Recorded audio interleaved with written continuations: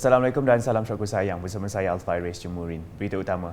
Isteri Tuan Yang Terutama Yang di-Pertuan Negeri Sarawak, Tuan Puan Dato' Patinggi Ragat Kurdi Taib menerima kunjungan hormat daripada Isteri Tuan Yang Terutama Yang di-Pertuan Negeri Sabah, Tuan Puan Dato' Seri Panglima Dr. Nurlidah Tan Sri Dato' RM Jasni di Demak Jaya pada Rabu. Kunjungan hormat itu diadakan sempena lawatan rasmi Tuan Puan Dato' Seri Panglima Nurlidah bersama 28 orang delegasi ke Kuching sehingga Jumaat ini. Kunjungan selama 2 jam itu turut dihadiri Isteri Premier Sarawak Puan Sri Dato' Amar Jumaani Tun Tuan Ku Bujang. Pada sebelah malam pula, delegasi meluangkan masa ke Sarawak River Cruise bagi menghadiri majlis makan malam. Turut hadir Isteri Ketua Menteri Sabah Merangkap Yang di-Pertua Mutiara Gabungan Rakyat Sabah GRS Datin Seri Panglima Juliah Salak, Timbalan Menteri di Jabatan Premier Sarawak Undang-Undang MA 63 dan Hubungan Negeri Persekutuan Datuk Sharifah Hasidah Said Aman Ghazali, Timbalan Setiausaha Kerajaan Sarawak Operasi Datu Sabariah Putit serta div-div kehormat yang lain.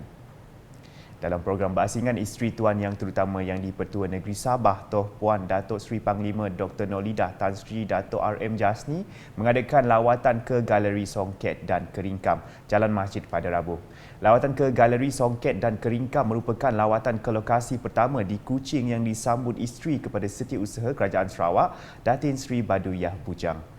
Turut hadir Isteri Ketua Menteri Sabah yang merangkap Yang di-Pertua Mutiara GRS Datin Sri Panglima Juliah Salak, Timbalan Menteri di Jabatan Premier Sarawak Undang-Undang MA 63 dan Hubungan Negeri Persekutuan Datuk Sharifah Hasidah Said Aman Ghazali, Isteri Speaker Dewan Undangan Negeri Dun Sabah Datin Noraini Saleh, Timbalan Setiausaha Kerajaan Sarawak Operasi Datu Sabariah Putit dan div-div kehormat yang lain. Laporan seterusnya, Konvensyen Graduan Melayu Sarawak KGMS merupakan platform perhimpunan bagi graduan Melayu bersama pemimpin untuk menyelami aspirasi pada peringkat akar umbi serta mendapatkan maklum balas daripada para graduan melalui perbincangan yang diadakan. Timbalan Premier Sarawak Dato' Amar Awang Tengah Ali Hassan berkata, beliau menyeru semua graduan Melayu Sarawak, pelajar, pekerja, usahawan dan pertubuhan bukan kerajaan NGO Melayu untuk sama-sama hadir berhimpun bagi menzahirkan suara mereka dalam hal berkaitan dengan kemajuan sosial, ekonomi dan politik orang Melayu. Kita dapat bersatu padu. Bukan sahaja penting masyarakat Melayu itu bersatu padu, bekerjasama antara satu dengan lain, tetapi semangat perpaduan kerjasama ini haruslah merangkumi semuanya. Dan inilah asas kepada kestabilan politik. Inilah asas kepada usaha untuk menjamin ketenteraman, keselamatan. Dan inilah asas yang akan menjamin keharmonian hidup masyarakat kita. Walaupun kita ini berbeza dari segi keturunan, budaya, latar belakang yang berbeza-beza.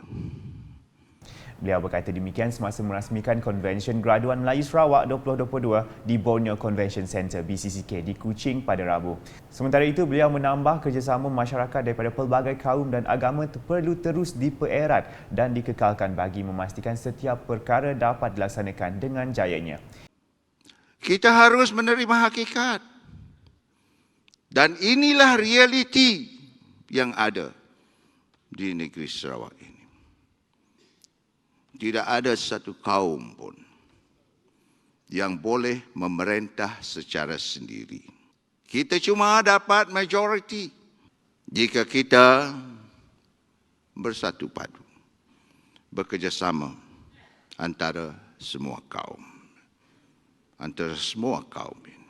Inilah realitinya. Dan jika kita mengabaikan semangat kerjasama ini, perpaduan ini, maka tidak akan ada kestabilan.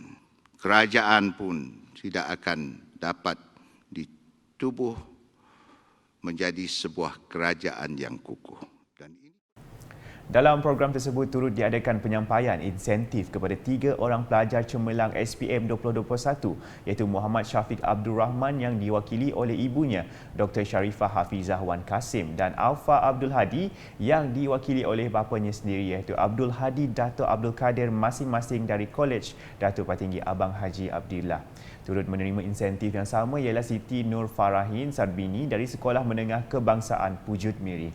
Hadir sama pada konvensyen berkenaan ialah Menteri Utiliti dan Telekomunikasi Sarawak Datuk Julaihi Narawi, Timbalan Menteri Perancangan Bandar, Pentadbiran Tanah dan Alam Sekitar Datuk Len Talif Saleh, Timbalan Menteri Tenaga dan Kelestarian Alam Sekitar Sarawak Dr. Hazlan Abang Hibni, Penasihat Kementerian Pembangunan Antarabangsa, Industri dan Pelaburan Sarawak Datuk Muhammad Narodin Majais yang di-Petua Ikatan Graduan Melayu Sarawak IGMS merangkap Pengurus Besar Amanah Khairat Yayasan Budaya Melayu Sarawak AKYBMS Datuk Dr. Sanip Said dan Dif-Dif kenamaan yang lain.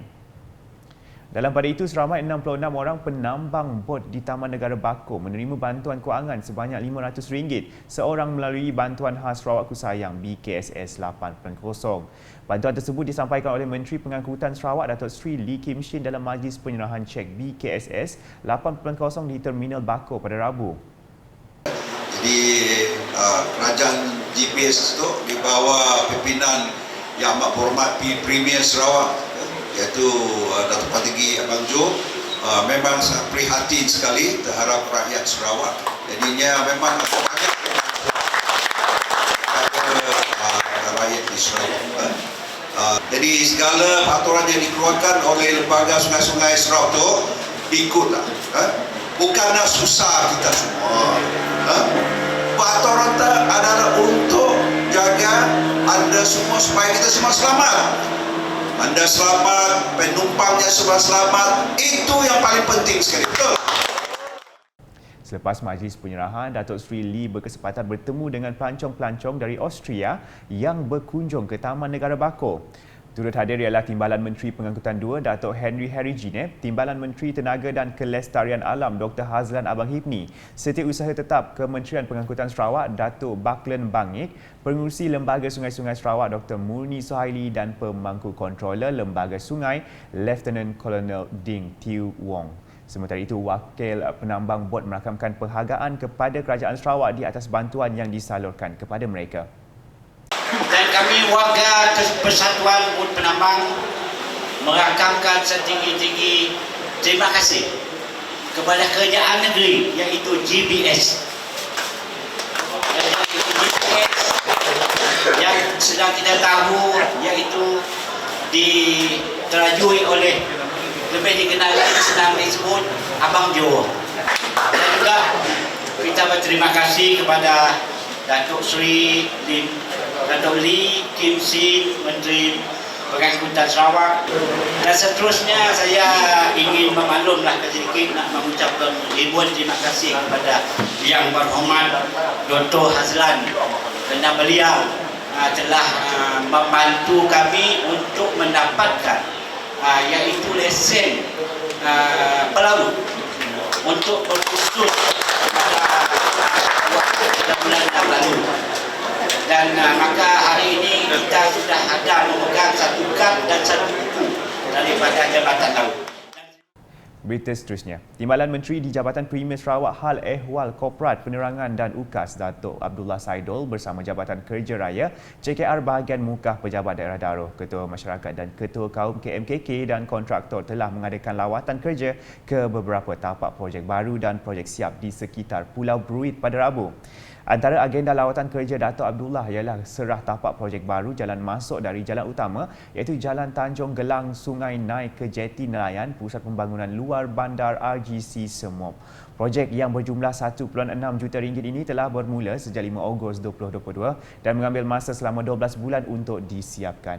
Dalam program sama, beliau bersama rombongan juga sempat meninjau proses pembinaan akhir projek Jeti RGC Semop sebelum meneruskan lawatan ke Jalan Sungai Nai Penuai bagi acara serah tapak projek siap bagi menurap jalan tersebut pada 27 Julai lepas. Datuk Abdullah yang juga Ahli Dewan Undangan Negeri Adun Semop ketika ditemui berkata projek sepanjang 10 km dan menelan belanja sebanyak 4.9 juta ringgit itu telah siap 5 bulan lebih awal dari jadual sebenar. Jalan ini katanya telah menghubungkan penduduk di utara Pulau Bruit yang terdiri daripada 7 buah perkampungan nelayan. Pulih untuk memastikan masyarakat di Pulau Bruit dapat menghantar hasil tani dan laut mereka ke pasaran yang terdekat dan juga secara langsung menarik taraf sosioekonomi mereka. Dalam masa yang sama, kita akan menggunakan peruntukan RTP untuk membaiki pulih dan naik taraf jalan dalam kampung pula selepas ini.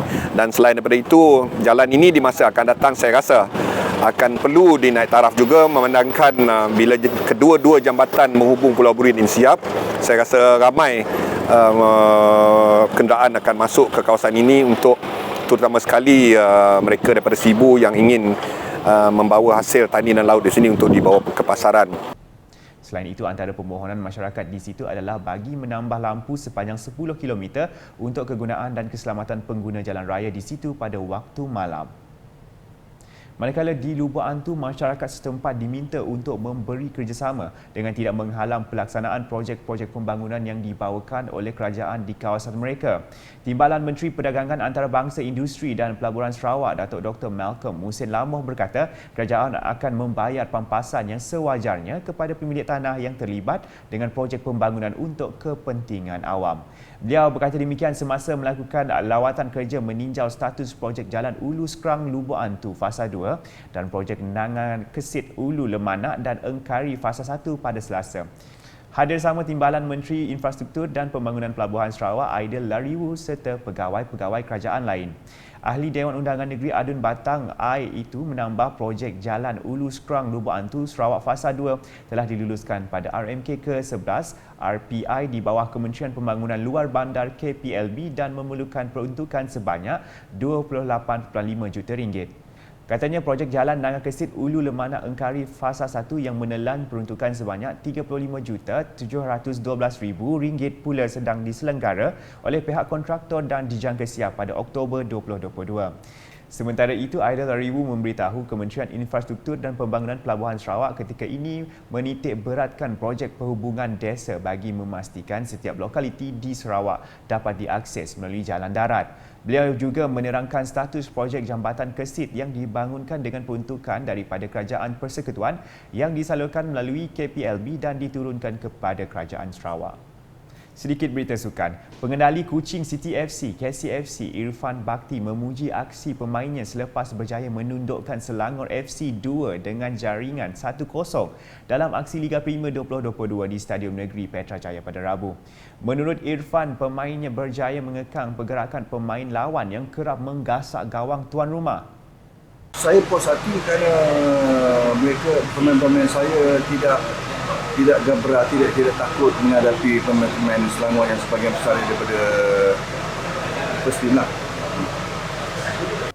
Beliau berkata demikian semasa ditemui media selepas perlawanan berkenaan.